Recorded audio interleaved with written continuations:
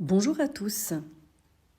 Il y a un sujet dont j'aimerais traiter aujourd'hui, c'est l'ampleur des traumatismes que l'on peut percevoir lorsqu'on vit une relation saine après des relations toxiques.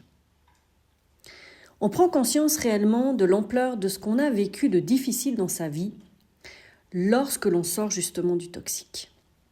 Souvent après la relation la plus toxique, celle qui te pousse à dire non, à te choisir, à partir, tu passes par une période de solitude où tu penses qu'à ta paix intérieure, retrouver du calme, du doux, du tendre. Tu refuses tout conflit, toute manière où tu te sens dévalorisé, rabaissé, où tes émotions sont dénigrées, où tu te sens jugé ou critiqué. Tu prends ce temps pour te reconstruire et je dirais même pour te construire. Oui, tu as tellement douté de tes ressentis, de ce qu'on t'a fait porter à tort, de toute attitude ou action de l'autre mise sur tes épaules par tes réactions, te mettant à la place d'unique responsable de ce chaos.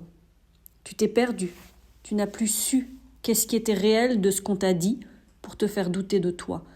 Dans cette solitude, tu te détaches aussi de ton masque de gentil, de ton masque de caméléon, de cette personne qui a passé sa vie à être là pour les autres, à faire plaisir, à prendre soin, à donner du temps au détriment de ton confort et bien-être personnel, à donner en amour, à recevoir des miettes, à t'adapter au planning des autres pour des semblants de moments dits de qualité qui n'en sont pas du tout, puisqu'en général la présence émotionnelle avec le cœur n'y est pas pour l'autre.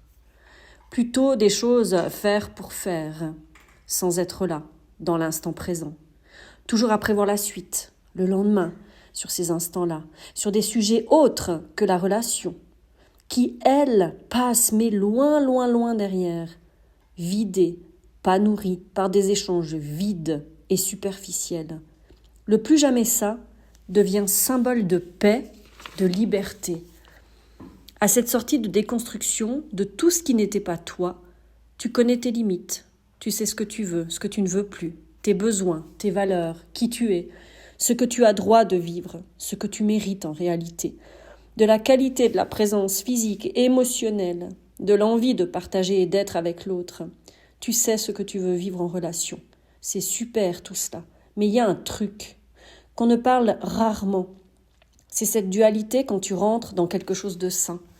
Ton ancien toi qui se rappelle de tout ce qui a été vécu dans la toxicité, la souffrance, le chaos, le non-respect, qui se prépare à combattre, à répondre ou à recevoir les foudres en face, et que finalement en face, il n'y a rien qui ne vient, rien ne se passe dans cette nouvelle relation plus saine. Tu exprimes pourtant un besoin, une crainte, et tout va bien. En face, c'est accueilli, c'est parler, c'est échanger. On dit souvent, on doit travailler sur soi, qu'on doit se libérer. Eh bien, tu vois, là, je pense surtout que l'on se libère et que l'on recrée sa sécurité affective, relationnelle et intérieure dans une relation quand elle est saine, quand on s'aperçoit qu'on peut lâcher les armes, que l'on peut exposer notre vulnérabilité, cette mise à nu. Tu vois, cette énergie féminine, lorsqu'en face, un masculin nous fait ressentir ce sentiment de protection, de sécurité, et qu'il veille à ce que la relation se porte bien.